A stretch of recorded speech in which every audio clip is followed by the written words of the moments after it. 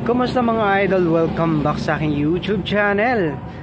Ayan, so makikita ninyo sa aking harapan ay isang malaking donut.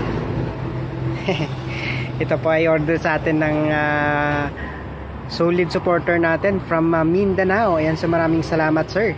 Ayan, so ito na, tapos ko na yung primary. So bibigay na ako ng tips regarding dito dahil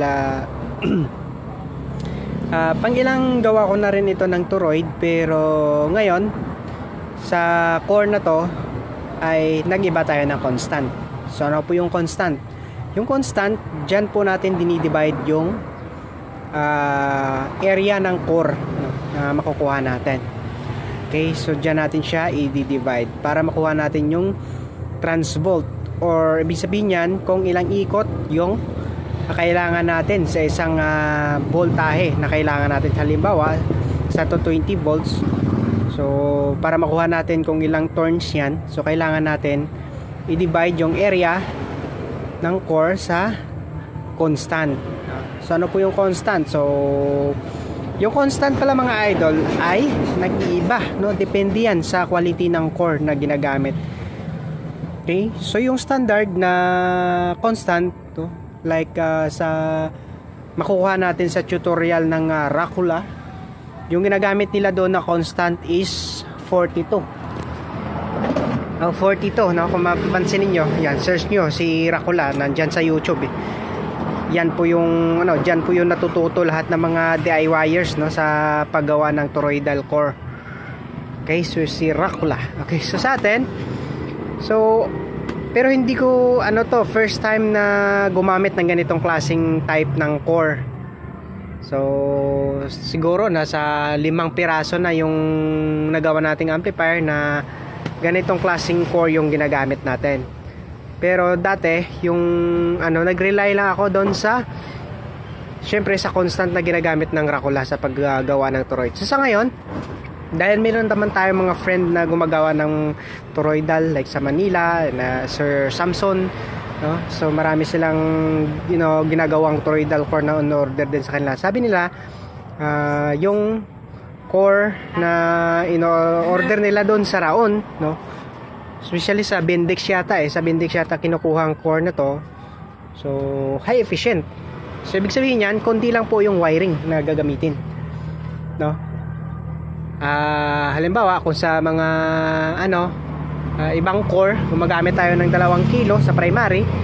So sa ganitong core ay gumagamit lang tayo ng 1 kilo at kalahati lang. So meron tayong half kilo na talaga masisave. Okay, so sa ganitong klaseng core mga idol, so yung ginawa ko dito, syempre ginamit ko pa rin yung constant na formula ng Rakula. Tapos mag-ikot ako ng ito kasi yung transvolts na ko sa Rakula is 0.97. So 0.97 times natin yan sa 220 volts AC from outlet. So nagre-range yan yung ikot natin dyan nasa 200 plus. Okay, so 200 plus yung ikot natin dyan. So yung ginawa ko, kasi sabi na kaibigan natin, efficient daw yung core na ito. So titingnan natin kung efficient ka talaga. So nag-ikot ako ng 100 turns. Nag-ikot ako ng 100 turns, sinaksak ko sa bulb, series bulb. So meron pa siyang konting ilaw. So konting ilaw lang siya sa bulb series. So ibig sabihin konting ikot na lang mawala na yung ilaw sa bulb. So nag-ikot pa ako ng 50 turns. So ayan, nawala na yung ilaw.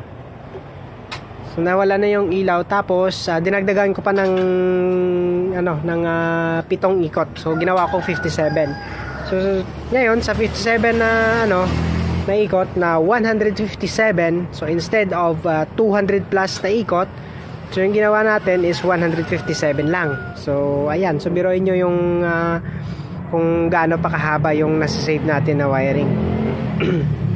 Tapos so paano natin makuha yung kasi nag-rely tayo doon sa bulb, yung transvolt or yung constant. So simple lang, 157 Di-divide nyo na lang yan sa 220. So makuha nyo na yung constant, desired constant ng para dito sa ganitong klaseng core. Ayan. So yung ibig sabihin nasa 32 lang, yung 0.32 yung constant natin. So yung 0.32 divided by yung core area natin is 45 cm. Ito 45 cm to mga idol.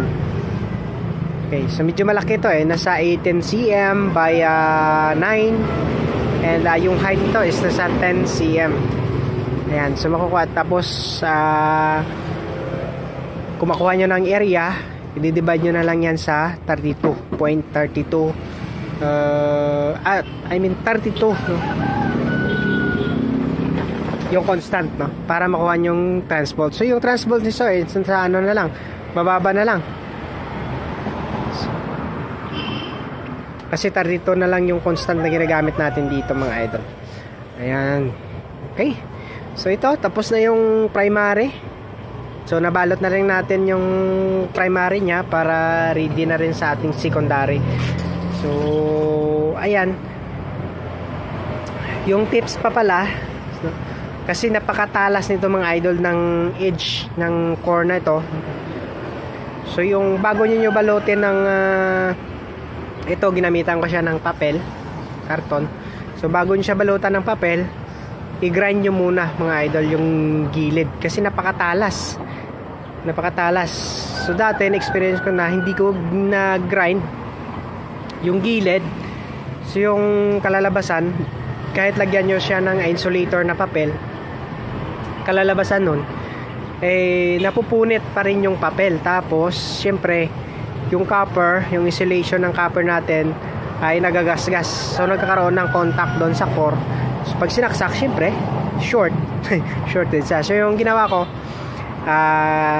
nag-grind ako dito sa gilid, no?